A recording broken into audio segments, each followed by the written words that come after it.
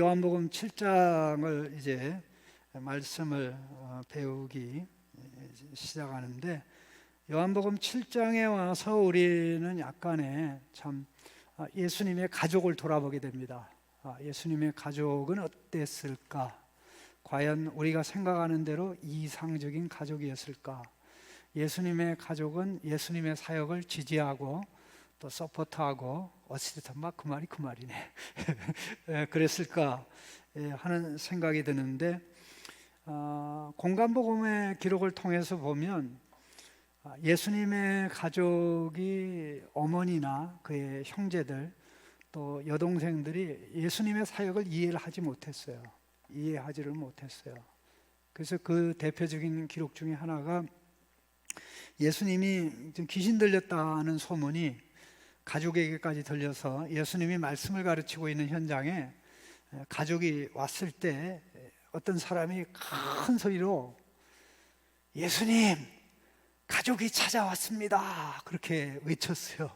그러니까 예수님이 얼마나 참 재미있으신지 그 말을 듣는 순간, 여러분, 내가 가족하고 면담해야 되겠습니다, 잠깐 쉬었다 합시다, 이렇게 한 게 아니고, 그럴 줄 알았어요? 그게 아니고, 누가 내 어미며 나의 어머니며 형제며 자매냐? Who are my mother and brothers and sisters? 예수님 그렇게 외쳤어요. 그렇게 외치면서 여기에 있는, 여기서 하나님의 말씀을 듣는 너희들이 나의 어머니며 나의 형제며 자매가 아니냐, 그 말을 거기 둘러서 있는 사람들이 들으라고 하셨을 뿐만 아니라 예수님을 믿고 따르지 못하는 그의 어머니와 형제들을, 자매들을 하나님의 자녀로 인정하지 못하겠다는 또 말이기도 합니다. 그럴 정도로, 물론 그 예수님의 어머니와 동생들의 입장에서는 아들이 혹은 형이 귀신 들렸다고 하니까 강제로 끌어다가 이제 오늘날로 얘기하면 정신병원에 좀 입원을 시키려고 그랬던 것 같아요. 물론 예수님 끌고 가는데 실패를 했고 또 그랬습니다만은, 그 내용이 우리가 이제 공간복음을 통해서 아는 내용인데, 이 요한복음에는 예수님의 형제들이 예수님에게 말하는 내용까지 나옵니다. 공간복음에는 말하는 내용은 안 나오거든요. 말하는 내용은 안 나오는데, 그 다음에 물론 요한복음에는 그 예수님의 여동생들은 언급이 안 됩니다. 이 부분에 대해서 이제 백그라운드 지식이 좀 잠깐 필요한데, 여러분, 이 천주교에서는 그 예수님의 가족을 우리가 생각하는 거하고 많이 달라요. 특별히 이 천주교의 중요한 교리 중에 하나가 마리아는 이터널 버진이다, 영원한 동정녀다라고 믿어요. 그게 천주교의 중요한 교리 중에 하나예요. 그 마리아 이마큘라타 해가지고 무흠의 마리아, 죄가 없는 마리아, 그 다음에 영원한 동정녀다. 예수님을 알 때도 동정녀로 낳았고 그 이후에도 아이를 낳은 적이 없다. 그러면 어떻게 된 거냐? 예수님의 가족의 성경에 언급된 자녀들이 예수님 이외에 최소한 6명입니다. 최소한 몇 명? 6명. 그 최소한 6명 중에 이 동생들, 남자들이죠. 남자들이 4명이고 자매들이, 남자는 확실하게 4명이에요. 예수님의 남동생이 4명이고 자매가 최소한 2이에요. 자매들 이름은 안 나와요. 그러니까 자매들이라니까 2 이상이죠. 2일 수도 있고 3일 수도 있고 4일 수도 있고 5일 수도 있는 거죠. 그런데 너무 많으니까 2로만 봅시다. 그래서 둘 하면 6명 플러스 예수님 하면 7이 되는 거죠. 참, 그 점에서 저희 형제가 7이거든요. 제가 7 중에 6번째예요. 근데 내 바로 밑에 동생이 있고 그랬는데, 어떻게 된 거냐? 마리아는 영원한 처녀인데 어떻게 애가 있느냐? 그래서 천주교에서 만들어낸 이론이 뭐냐? 요셉은 전 아내로부터 자식들이 이렇게 많이 있었다. 그리고 아내와 사별했다고, 뭐 이혼했다는 말은 안 하겠죠. 사별하자 이제 이 처녀 마리아와 이제 재혼을 하게 된 거다. 그렇게 얘기를 하는데요. 이거는 천주교에 나오는 중요한 교훈이고 교리인데, 왜 천주교에서는 이게 가능하냐면요, 천주교에서는 교회가 성경 위에 있어요. 천주교에서는 뭐라고요? 교회가 성경 위에 있어요. 그러니까는 교회가 성경 말씀을 안 받아들이면 성경이 안 되니까 얼마든지 성경에 더할 수도 있고 뺄 수도 있죠.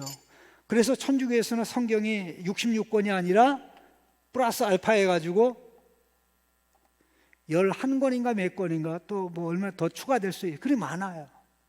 그러니까 그 교리 체계에서는 가능한데, 우리가 적어도 중요하고 놀라운 사실은 사복음서에 기록된 내용을 가지고 그런 이론, 교리를 확립하는 것은 불가능하다. 그럼 보세요. 하나 굉장히 중요한 사실이 있는데, 예수님의 아버지 요셉이 언제 죽었을까요?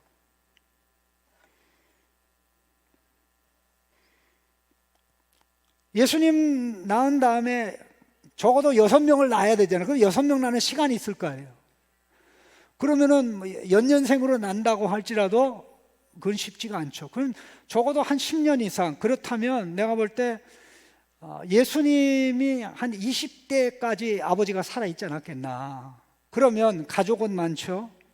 예수님은 아버지를 따라다니면서 이 목수의 역할을 했는데, 여러분 그 당시에 이 목수라는 기술은 최고의 테크니션이에요. 여러분이 사용하고 있는 테크니션 있잖아요. 그 단어가 헬라어 그 단어야. 테크니션. 테크니션이라는 기술자라는 단어가 옛날에는 기술이라는 게 전부 다 목공이잖아요. 그러니까는 목수라고 얘기하는 거지. 그 똑같은 단어가 오늘날에는 목수라고 얘기하지 않냐고, 뭐예요? 기술자, 테크니션. 근데 그걸 이제 바꾸어서 이제 카펜터라고 그렇게 사용하는데, 실제적으로 성경에 사용된 단어는 테크니션입니다. 테크니션, 테크놀로지, 테크니션, 테크놀로지 다 거기서 나온 그런 단어인데, 예수님이 탁월한 기술자였어요. 뭐 오늘날 공돌이. 그러니까 생계를 책임지면서 지나가셨던 거죠. 실제적으로 예수님 당시에 이 건축붐이 일어난 지역 중에 하나가, 예수님이 사시는 그 지역에서 걸어서 1시간씩 가면 일본의 한 도시 이름하고 비슷한 그 삿포리스라는 지역이, 삿포리스라는 지역이 있는데, 거기에 신도시가 그 건축이 재개발이 아니라 신개발이 돼서 이제 지었을 때 한 인구 한 10,000명 정도 되는 그 도시 개발이 진행되는데, 그때 예수님이 아버지와 함께 그곳에 가서 그 작업을 좀 하지 않았나, 그런 생각을 얼마든지 추정할 수 있는데, 어쨌든 예수님이 탁월한 기술 가지고 아버지가 소천한 이후에 가족의 생계를 이어가는 일을 적어도 한 10년 정도 한 거예요. 그렇게 10년 정도 하다가 나 하나님의 부르심에 따라 이제 나가야 된다라고 그랬을 때 동생들이 멘붕이 왔을 거 아닙니까? 마리아의 입장에서도 정말 우리 가정 누가 먹어 살리냐, 그런 생각이 있을 텐데, 예수님이 그 부모와의 관계에서 또 형제들과 자매들과의 관계에서 우리가 이 요한복음에 나온 내용, 또 공관복음에 오늘 본문에 나오는 내용을 이해하면 예수님이 가족과의 관계에서 굉장히 힘들으셨다. 여러분만 힘든 게 아니라 힘들으셨다라는 것을 좀 생각했으면 좋겠고, 그럼에도 불구하고 신앙을 위해서는 가족과의 우선순위의 그 관계가 명확하고 분명하게 정리되어야 된다라는 것을 말씀하신 것을 좀 기억했으면 좋겠습니다. 왜냐하면 예수님이 가족에 관한 이야기를 많이 하셨거든요. 부모를 나보다 사랑하면 안 된다. 자식을 나보다 사랑하면 안 된다. 너 자신을 나보다 사랑하면 안 된다. 나에게 합당하지 않다. 그렇게 예수님이 말씀하지 않았습니까?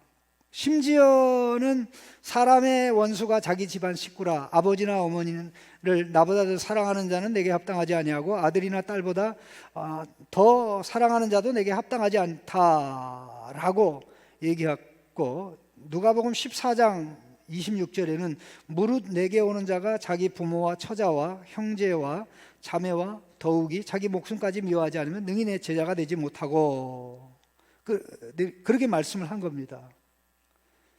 그런데 그런 입장에서 예수님의 가족은 어땠냐 하는 이것을 너무나 노골적으로 분명하게 보여주는 사례가 오늘 요한복음 7장의 내용입니다. 그러면 큰 그림을 그리면서 우리가 이제 1장의 서론 중에 굉장히 중요한 분, 세상을 창조하신 세상의 주인이 왔는데 세상 사람들은 자기 주인인 말씀이 육신에 오신 예수님을 영접하지 아니했다. 1장 11절 111. 세상 사람들은 다 일일이 예수님을 배척했다. 111. 아멘. 111 일일이 다 배척했다. 기억하세요. 나도 너도 또 밖에 있는 사람도, 거기에 유대인이 포함되죠. 사마리아 사람들이 포함되죠. 니고데모 같은 사람이 포함되죠. 배우지 못한 사람이 포함되죠. 거기에는 종교인이라고 자부심을 했던 2장과 3장, 그 다음에 5장의 사역의 대상이 되는 예루살렘 사람들이 나오죠. 그리고 4장의 사마리아 사람들, 그 다음에 4장 마지막 부분에 믿지 않는 갈릴리 사람, 5장에 또 예루살렘 사람들, 6장에 그러니까 갈릴리 사람들. 예수님이 표적을 능력을 행했는데 예수를 믿지 않죠. 가는 곳마다 예수님을 환영하고 따라다니는 사람이 공간복음에는 굉장히 많은데, 놀랍게도 요한복음에는 예수님을 따라다니는 사람들이 안 나와요. 많이 안 나와요. 그게 어떻게 된 거예요? 공간복음은 갈릴리를 이 무대로 하니까 이제 그런 내용들이 많이 나오고, 요한복음은 갈릴리도 나오지만 또 예루살렘과 유다 지역과 갈릴리를 왔다 갔다 하면서 공간복음이 기록되지 않은 예루살렘에서 있었던 일을 다루다 보니까 예수님을 따르는 사람들이 많지 않았다고 얼마든지 기록할 수 있는 거죠. 그래서 인기를 원하고 유명해지기 원하고 그 스타가 되기를 원하는 사람들은 예수님도 오빠 부대가 있었네, 예수님도 이렇게 많이 따른 사람이 있었네 가지고 공간복음의 예수님을 굉장히 좋아합니다. 스타가 되려는 목사님들, 또 유명하게 되려는 사람들이 예수님 인기 짱이야, 나도 인기 짱이 돼야지, 이렇게 가는데 그게 partial picture, it's not the whole picture. 부분적인 그림이지 전체 그림이 아니라는 것이고, 실제적으로 예수님은 거기에 관심이 있었던 것도 아닙니다. 유일하게 많은 사람이 따라다니는데 6장에 이제 해당해서 마지막 이 강도 가르침을 통해서 대거로 제자들이 떠나가죠. 그리고 이제 가는 곳마다 기회 있을 때마다 사람들이 예수님을 죽이려고 하는 그런 상황에, 이제 예수님은 6장 4절에 언급된 6월절, 6장 4절에 무슨 6월절이 언급됩니까? 6월절이 가까웠을 때 예수님이 오병이어 표적을 행했잖아요. 그럼 7장 1절을 한번 읽어보십시다. 그 후에 예수께서 갈릴리에서 다니시고 유대에서 다니려 아니하심은 유대인들이 죽이려 함이르라. 6장이 자 유대예요, 갈릴리예요? 6장의 배경이 유대 지역이에요, 갈릴리 지역이에요? 왜 얘기를 안 해? 갈릴리 지역이죠. 갈릴리 가버나움의 땅이에요. 갈릴리 지역에서 오병 표적행했고, 갈릴리 바다에서 무리를 걷는 표적을 행하셨고, 바로 다음 날 해당해서 안식일에 예수님이 생명의 떡을 교훈한 거예요. 그러니까 이 6장의 배경이 갈릴리예요. 그럼 보세요. 7장에서 다시 한번 읽어봅시다. 그 후에 예수께서 갈릴리에서 다니시고 유대에서 다니려 아니하심은 유대인들이 죽이려 함이르라. 앞에서 갈릴리를 얘기했는데 언제 예수님이 그 예루살렘에 갔다 오셨지? 점프하는 거예요. 점프. 그럼 뭐예요? 6장 4절에 기록된 가까이 왔다는 6월절에 예수님이 올라가셨을까요? 안 올라가셨을까요? 올라가셨죠. 올라갔는데 어떤 일이 벌어진 거예요? 5장에 기록된 대로 예루살렘 사람들이 예수님의 말씀을 안 받고 배척하고 거부하면서 예수님을 죽이려고 했던 거예요. 그래서 예수님은 숨고르기를 하면서 당분간은 내가 예루살렘에 올라가지 않아야 되겠다 하고 갈릴리에서 보내는 가운데 그의 형제들과 함께 6개월이라는 기간을 보내게 된 것입니다. 6개월이라는 기간이 어디서 나왔냐면요, 6월절은 유대 원력으로 첫째 달 1월 14일, 첫째 달 14일이에요. 초막절은 유대인의 3대 절기상 마지막 절기인데 일곱째 달 15일부터 20일이에요. 그러면은 정확하게 한 달이잖아요. 한 달이 아니지. 6개월이잖아요. 6개월. 6개월 동안을 예수님이 자기 형제들과 함께 지낸 거예요. 자기 형제들과 함께 지내는 가운데 형제들이 예수님을 볼 때 숨이 막힌 거예요. 답답해 죽겠는 거예요. 그들이 예수님을 보니까 너무 안타깝고 예수님의 제자들을 보니까 애처롭고, 아니 뭐 큰일을 하려고 세상에 온 것 같긴 갔는데 왜 저렇게 초야에 그 갈릴리라는 시골에 묻혀서 하려고 그러냐, 그러면서 참 제자들도 불쌍하니까 좀 제자들도 좀 어깨를 펴게 좀 일을 하시려면 공적으로 예루살렘에 가셔서 자신을 세상에 떳떳하게 나타내세요. 여기 있어서도 안 됩니다. 이거는 실패하는 길입니다 라고 얘기를 한 거예요. 예수님의 동생들이. 거기에는 유다서를 쓴 유다도 있고 야고보서를 쓴 야고보도 있는 겁니다. 그 형제들이 예수님께 그렇게 얘기한 거예요. 그 대표가 야고보거든요. 야고보는 정말 탁월한 사람이에요. 예루살렘 교회 나중에 지도자가 됐습니다마는 예수님이 부활하신 다음에 사실 야고보에게도 나타난 결과 그 형제들이 믿게 된 게 예수님의 십자가 부활 이후지, 예수님 살아생전에는 어머니고 형제고 자매고 가족이 예수님의 삶에 도움이 안 됐어요. 여러분이 혼자 그렇게 가야 될 때가 있을 수가 있는 겁니다. 왜 나만 그래? 왜 그렇게 생각하시는데, 예수님을 위한다고 하지만 실제적 겉으로는 예수님을 위하는 거고, 성공하려면 그렇게 해야 됩니다. 다 그러잖아요. 자, 부모님들이 어려서부터 너 성공하려면 서울에 있는 대학에 가야 돼 그러잖아요. 옛날에는 서울대 가야 된다 그러지만은 요즘에는 이제 서울에 있는데, 그러니까 그것도 서울대죠. 서울에 있는 대학이니까 서울대죠. 맞죠? 아닌가?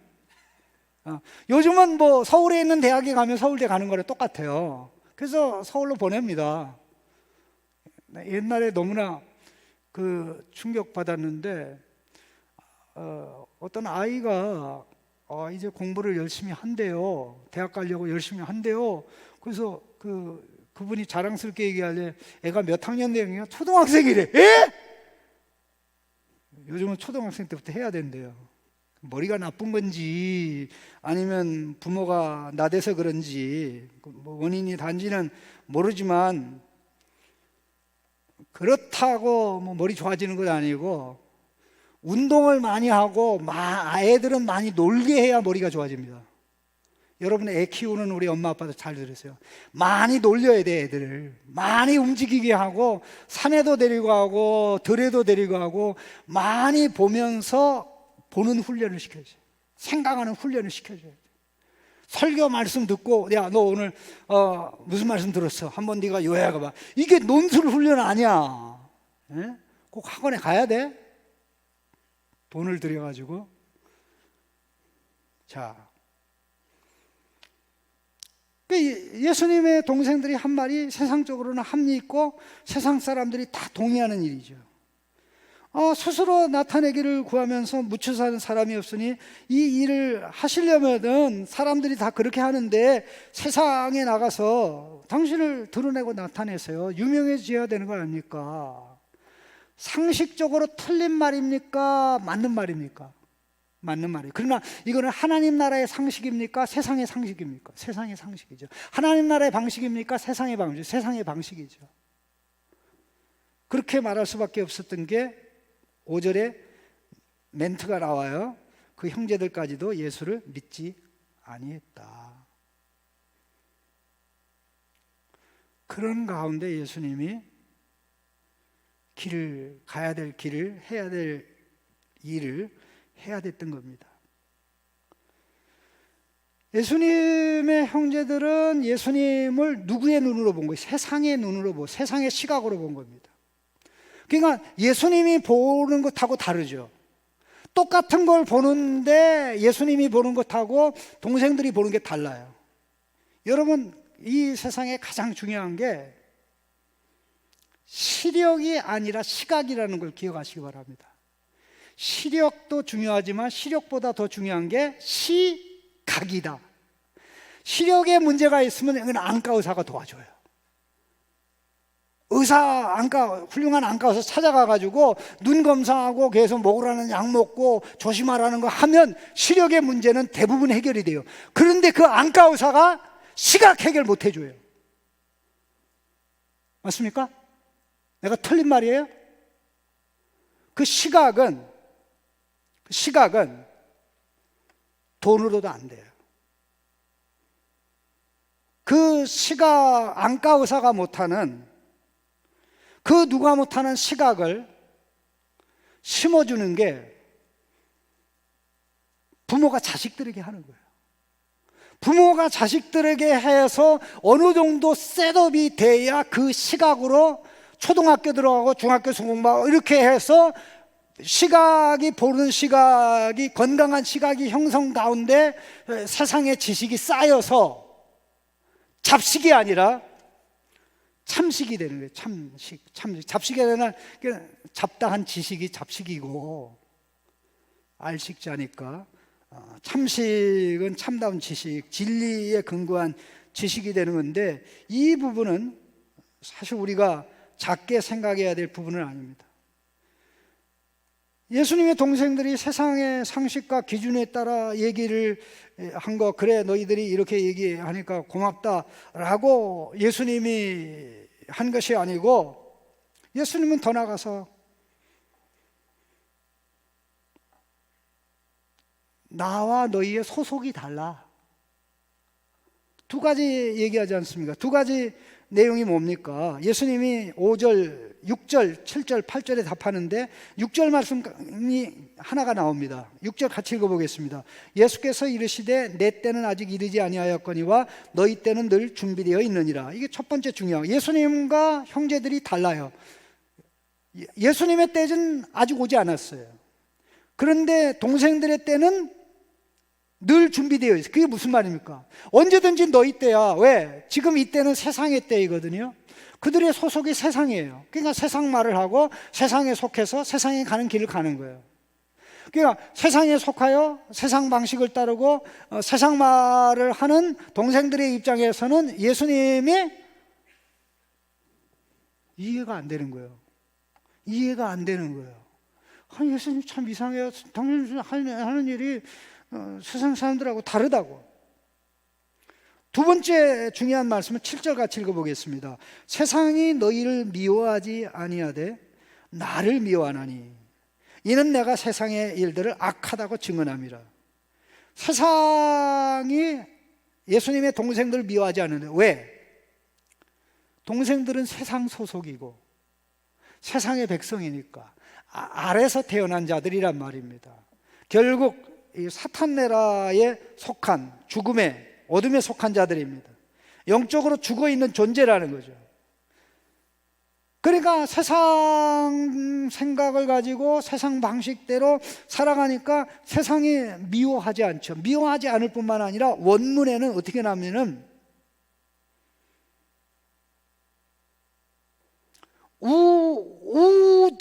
우디나타이 호코스모스 미세인 휘마스 이렇게 나와요. 제가 어떻게 이거 헬라어를 다 외웠지? 되게 실수로 외운 거예요. 네, 완전히 실수로 외운 건데, 나는 불가능하다 그런 뜻. 불가능하다. 세상이 너희를 미워하는 것이 불가능하다 그런 뜻. 왜? 세상 소승이 세상 편이니까. 요즘 우리 잘 알지 않습니까? 내 편은 무조건 의인이죠. 내 편이 하는 건 잘못된 게 하나도 없죠. 남의 편이 잘못된 거죠. 예? 저 반대편이 문제가 있는 거죠. 반대편 때려 죽여야 되죠. 내 편 살리고. 이게 여러분, 이 증오심을 가지게 하는 것은 사람을 죽음으로 끌고 들어가는 것입니다. 증오심은 죽음의 활동입니다. 꼭 기억하세요. 내 안에 증오심이 일어나면 일어날수록 나의 움직임과 활동은 사망을 향해 갑니다. 그러니까 사망의 표현이 미움이고 생명의 표현이 사랑이거든요. 그래서 우리는 언제 어떤 상황에서도 생명이 힘있게 나가도록, 생명이 힘있게 움직이도록 그렇게 말을 하고 행동을 해야지, 증오심을 일으켜서 어떤 것을 미워하게 만들면 미워하게 하는 사람 속에 죽음의 세력이 커지고 그 사람의 말을 들어서 또 행하는 사람들이 죽음을 향해 가게 되는 거예요. 그러니까는 너 죽고 나 죽고 공동체 죽게 하는 게 사망운동이죠. 사망운동의 그 사진 찍은 모습이 증오를 부추기는 겁니다.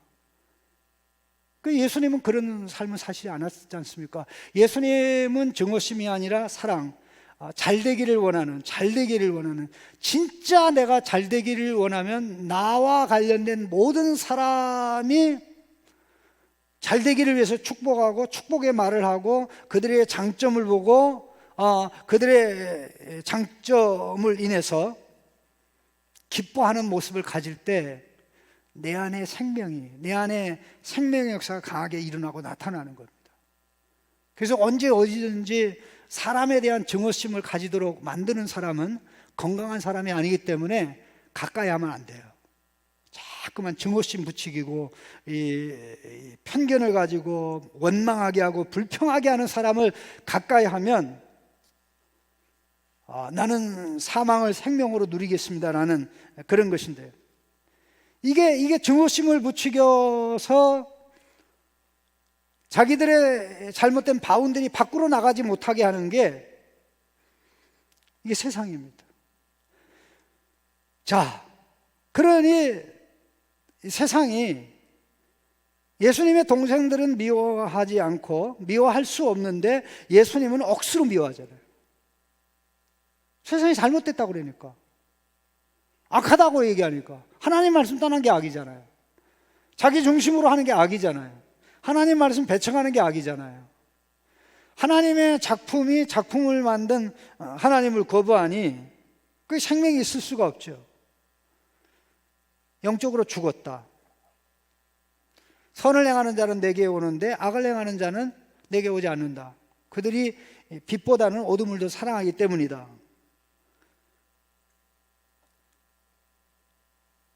자, 이렇게 한 집에서 한솥밥을 먹으면서 적어도 예수님의 아버지가 이제 일찍 동생들이 어렸을 때 죽은 가운데 예수님이 가장 노릇을 한 10여 년 정도 한 거예요. 예수님은 사실 유명한 테크니션이었어요. 실제로 아까 원문 그대로 사용한 테크니션이었어요. 기술자였어요. 그런 예수님을 보았고 예수님의 도움을 받았던 동생들이 예수님을 믿지 못한 거예요. 그들이 특별히 잘못된 건가요? 그건 아니죠. 소속이 세상이기 때문에 아직도 세상의 시각, 세상의 생각에 빠져 있기 때문에 그 생각에 빠져 있는 한 그렇게 말할 수밖에 없고 그렇게 이야기할 수밖에 없는 그런 상황이었다는 것을 우리가 생각해 볼 필요성이 있습니다. 그러니까 예수님은 하나님의 시각을 가지고 하나님의 때에 하나님의 방법으로 하나하나 단계적으로 움직여 가죠. 자, 어머니에게 했던 말을 동생들에게 얘기하지 않습니까? 갈릴리 가나 혼인잔치에서 어머니가 마음이 다급한 아버지, 포도주가 다 떨어져 가는데 네가 좀 나서서 해결해야 되겠구나 할 때 여자여 나와 무슨 상관이 있나이까? 내 때가 아직 되지 아니하였나이다. 그럼에도 불구하고 어머니가 하인들에게 저 양반이 뭐라고 얘기했는데 그대로 순종하세요? 라는 말을 보니까 그래서 예수님 때는 안 되니까 이걸 통해서 뭔가 드러내고자 해서 그걸 행했잖아요. 오늘 본문에서 똑같아요. 내 때가 되지 않았다. 나 예루살렘에 절기에 안 올라가. 너희들이라 올라가. 내 때가 아직 안 찼어. 그리고 나서 동생들이 다 올라가는데 예수님이 은근슬쩍 올라가죠. 그 7장 10절에 나와요. 그러니까 예수님이 어머니가 하자는 대로도 안 하고 동생들이 하자는 대로 안 하고 당신의 계획표에 따라 하나 해가 어떻게 보면 예수님은 자기 주도적인 삶을 사신 거예요. 자기 주도적인 삶의 중심에는 아버지의 계획이 있었죠. My time, my hour지만 그게 왜 my time이고 my hour입니까? 아버지께서 정해준 스케줄이란 말이죠. 아버지께서 구원을 위해서 정한 구원 성취의 시간표죠. 구원 계획 성취의 시간표에 따라서 예수님이 한 걸음 한 걸음 한 발자국 한 발자국 행하게 되죠. 내게 중요한 것은 내가 유명해지는 게 아니라 하나님의 시간 계획표에 따라 단계적으로 하나하나 이루는 거다. 이게 얼마나 멋있습니까? 뭐 이게 도움이 될지는 모르지만 이 남자들은 대부분 유명해지기를 원해요. 목사도 예외가 아닙니다. 제가 미국에서 공부를 마치고 이제 한국에 오려고 그랬는데 저를 아는 제 친구들이 또 저를 가까이 하는 사람들이 한 사람도 이해 없이 나한테 할 말이 있어요. 한 말이 있어요. 그게 뭔지 아세요? 유명해지려면 대학교로 가지 말고 신대원으로 가라. 대학 교수가 되지 말고 신대원 교수가 되라. 그래야 당신이 교회에 알려져서 부름을 받는다. 다들 나한테 그렇게 얘기했는데, 그러니까 나를 싫어해서 그 얘기를 했을까요? 좋아서 얘기했을까요? 가는 김에 뭐 공부나 고생 많이 했으니까 잘 되라고 그렇게 얘기한 겁니다. 그런데 제 마음속에는 미안한 얘기지만 그런 마음이 없었어요. 나는 하나님이 세우시는 곳에서 아버지께서 시키는 일을 하겠습니다. 아버지께서 시키는 그 일이 유명한 일이고 아버지 앞에서 유명하면 세상에서 유명하지 않아도 문제가 안 돼. 세상에서 유명해지려다가 유명을 달리하는 사람이 얼마나 많습니까? 유명해지려고 그러다가 유명해지지 않으니까 유명을 달리하는 사람이 뭐래요? 인기가 떨어지니까 뭐예요? 자살하잖아. 그 연예인들이 얼마나 많아요. 하나님 앞에서 하나님이 원하시고 기뻐하는 삶을 사는 이게 진짜 유명한 것인데 이거보다 가치 있고 의미 있는 것이 없는데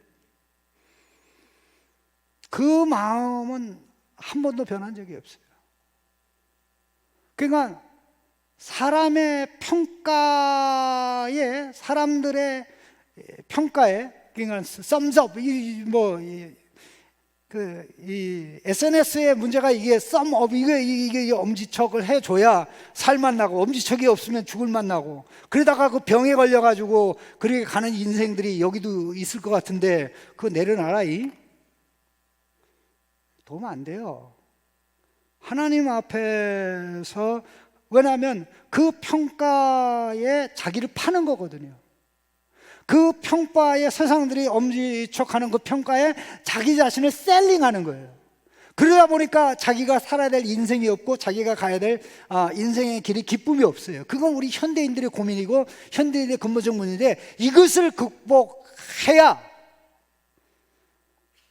하나님이 원하시는 삶을 예수님이 사신 것처럼, 예수님이 가신 것처럼 갈 수 있게 되는 겁니다.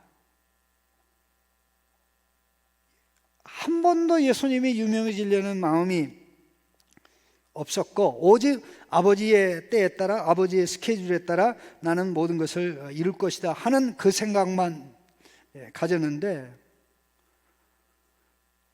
예수님이 어떻게 사신 것을 제가 알고 있기 때문에 저도 사실 그걸 실천하려고 노력을 많이 했어요. 우리 하나님이 서게 하는 자리가 바로 최고의 자리다. 그런데 제가 교수가 딱 임용이 돼서 총장님 앞에 서게 됐는데 큰 유혹이 닥쳐왔어요. 총장님이 하시는 말씀이, 자네는 학부보다는 신대원에서 가르치는 게 훨씬 더 좋을 것 같은데 자네 생각은 어때?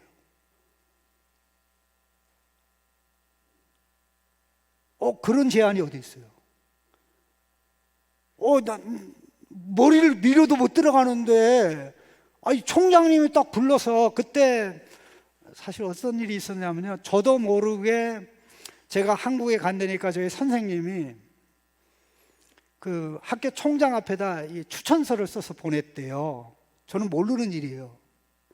그런데 그 추천서를, 내가 이 얘기를 한 번도 한 적이 없는데, 추천서를 보고는, 총장님이 보고는, 세상에 유상섭이라는 목사가 어떤 인간이길래 학교 교수가 이런 평가를 하나 해서, 나중에 이제 듣자 하니까 추천서가 왔으니까 내가 찾아와서 인사를 할 줄 알았대요. 근데 찾아와서 인사도 안 하고 또 만나 뵙지도 않고 그랬는데, 모든 게 다 결정되고 나서 총장님 면담을 할 때 딱 나타난 거. 이러면서 교수님이, 너 학교 선생님이 이런 추천서 썼는데 너는 대학보다는 신대원에서 교수로 하는 게 좋을 것 같다. 자네 생각을 반영해서 내가 결정하겠다 그러더라. 그러니까 내가 그럼 뭐 총장님이 판단하신 대로 하세요 할 수도 있지만, 저는 저를 대학에 세우고자 했던 은사가 있기 때문에 은사를 배신하지 않기 위해서 내가 대학에 필요할 것 같습니다. 택했어요. 그게 하나님의 마음이에요. 그때 그렇게 택하고 시간이 많이 가서도 후회하는 건 없어요. 제가 그런 정신으로 살았고 움직였기 때문에 창신교회 담임 목사로 오는 게 저한테는 어렵지가 않았어요. 왜? 가치는 세상에 의해서 결정되는 게 아니라 하나님 아버지에 의해서 결정되잖아요. 아버지께서 시킨 일이 최고다. 아버지가 놓은 그 자리에서 그 길 가는 거. 그러니까 아버지가 야, 너 그만해라고 하면 더 이상 그 일은 가치가 없는 거예요. 예? 부서 이동을 시켰는데 계속 그 부서에 달라붙어서 일하면 회사에서 뭐래요? 부서 이동했어요. 빨리 가라니까. 아니, 나 이 자리가 좋은데요. 더 이상 좋은 자리가 아니죠. 어떤 시각입니까? 하나님의 시각. 또 회사로 말하면 회사의 시각. 회사에서는 회사의 시각을 가지고 일하는 사람을 환영하죠. 회사와 반대되는 시각을 가지고 움직이고 그렇게 나가면 그 회사는 망해요. 그러나 그 회사의 그런 시각들보다 더 중요한 게 예수님의 시각, 하나님 나라의 시각이에요. 모든 것. 예수님을 믿지 못한 것, 생명이 없기 때문이고 사망에 속했기 때문인데, 이 문제를 단지 유대인과 사마리아 사람뿐만 아니라 예수님과 함께 거의 오랜 시간을 보내며 예수님이 벌어온 돈으로 생활을 했던 예수님의 동생들마저도 영적 죽음의 상태에 있었던 거예요. 예수님이 아니면 죽음 문제를 해결할 수가 없어요. 예수님이 아니면 우리가 제대로 볼 수가 없어요. 빛이 없어도 못 보는데 어떻게 빛을 만드신 예수님 없이 바르게 보고 바르게 판단하고 바르게 분별하고 가야 될 길을 가겠습니까? 형제들은 세상에 속했고 예수님 세상에 속하지 않기 때문에 세상이, 예수님의 형제들은 미워하지 않고 사랑하지만 세상의 것들을 예수님은 미워했습니다. 그러면 예수님을 따라가는 우리는 어떻겠습니까? 세상이 예수님을 미워한 것처럼 우리도 미워하게 돼 있어요. 그러나 놀라운 것은 예수님을 미워한 것만큼 세상이 우리를 미워할 수는 없어요. 왜? 우리가 예수님만큼 살지를 못하기 때문에. 예수님 분명히 말씀했어요. 너희가 원래 세상에 속했었는데 이제 내가 너희를 세상에서 불러내어 세상에 속하지 않기 때문에 세상이 나를 미워하는 것처럼 너희도 미워한다. 요한복음 15장 18절 19절에 이런 내용이 나옵니다. 세상이 너희를 미워하면 너희보다 먼저 나를 미워한 줄을 알라. 너희가 세상에 속하였으면 세상이 자기 것을 사랑할 것이나 너희는 세상에 속한 자가 아니요 도리어 내가 너희를 택하였기 때문에 세상이 너희를 미워하느니라. 세상에 좋은 의미로 미움받는 사람이 진짜 크리스찬입니다. 세상에 사랑받는 사람이 있고 세상이 미워할 수 없는 사람이 있고 세상이 미워하는 사람이 있는데, 세상이 미워하는 사람은 세상에 속한 사람이 아닙니다. 세상에 살면서 세상을 구원하기 위해서 사명대로 살아가는 사람입니다.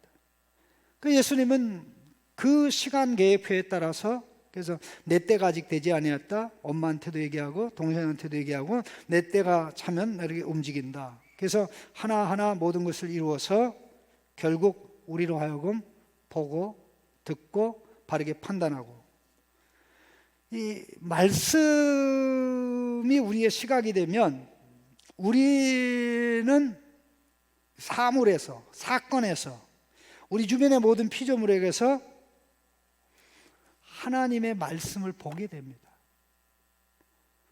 하나님의 말씀을 보게 돼요. 아마 저와 제자 훈련을 했던 지체들은 이 불교에서 사용하는 단어 중에 이 간음, 볼간자, 관음사, 대한민국에 관음사라는 절이 많아요. 관음사가 뭐예요? 음악할 때 음이에요. 복음할 때 음이에요. 소리 음자인데 관음, 이게 볼간 소리음이에요. 자, 소리는 보는 거예요, 듣는 거예요? 청음이지 관음이에요, 청음이에요, 관음이에요? 청음이죠. 그런데 정신 나가게 관음사라는 절이 있어요. 이거 정신 나간 게 아니라 고도의 도의 단계예요. 청음을 넘으면 관음의 단계로 가는 거예요. 말씀을 들었는데 사물에서 하나님의 음성을 듣는 거예요. 이거 원래 기독교 용어인데 기독교가 늦게 들어와가지고 우리 좋은 이름 교회가 사용할 수 있어요. 관음교회라고 발음도 좀 어려워요.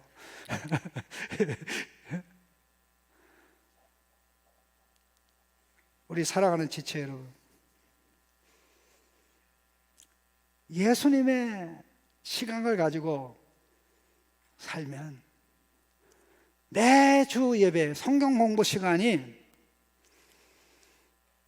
시력 교정이 아니라 무슨 교정? 시각 교정 시간이에요.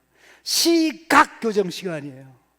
시각 교정을 위해서 좋은 책 읽어야 되고, 좋은 교재해야 되고, 성경 공부도 해야 되고, 정말 세계관이 충실한 그런 책들을 읽고, 또 그런 것을 분별할 수도 있어요. 그리고 몸으로 그것을 실천하면서 하나하나 이제 분별해 나가면 그 사람은 어디 가든지 어떤 상황에서도 예수님의 눈을 가지고 모든 것을 보기 때문에 당당하고 멋있게 살아갈 수 있는 것입니다. 크리스마스 시즌을 맞이해서 다 예수님을 좋아하는 것 같고 환영하는 것 같지만 막상 예수님을 빼놓은 성탄 시즌이 된 지가 오래됐는데 우리만이라도 예수님이 나의 눈이 되기를 원합니다. 예수님이 나의 생명 되기를 원합니다. 예수님의 길로 내가 가기 위해서는 예수님의 말씀이 내 눈이 되고 예수님의 말씀이 내 귀가 되고 예수님의 말씀이 나의 손발이 돼야 되는데 그 은혜를 허락해 주옵소서. 작은 데서부터 시작하는 겁니다. 모든 것의 차이는 시력의 차이가 아니라 시각의 차이. 시력도 중요해요. 시력도 중요해요. 그러나 시력이 중요한 것보다 엄청나게 억수로 더 중요한 게 뭐다? 시각이다. 시각. 시각이 바로 되면 바르게 삽니다. 시각이 건강하면 건강하게 삽니다. 자, 날씨 탓하는 사람은 시각이 건강한 거예요? 건강하지 않은 거예요? 맨날 사람 탓해. 맨날 회사 탓해. 맨날 아내 탓해. 맨날 음식 탓해. 왜? 음식이 뭐가 문제인데? 아내가 뭐가 문제인데? 남편이 뭐가 문제인데? 날씨가 궂은 게 뭐가 문제인데? 문제는 니지. 예? 니에도 원티. 원티가 중국말로 문제라는 말이에요. 문제. 기도합시다. 하나님, 예수님의 동생들마저도 세상에 속하여 세상의 시각을 가지고 살았는데 그들도 마침내 예수님의 시각을 가진 자로 변화되어 십자가 부활로 변화되어 신약 성경의 두 권이 그 동생들이 쓴 책인데 하나님, 예수님의 은혜로만 우리가 바뀔 수가 있습니다. 도와주시고 역사하시고 인도해 주시고 세상의 눈으로 살지 않게 하시고 예수님의 눈으로 우리의 시력이 아니라 우리의 시각이 교정돼서 바로 보면서 바로 누리면서 살아가는 우리 되게 하여 주옵시고 이끌어 주옵소서. 우리 같이 기도하겠습니다.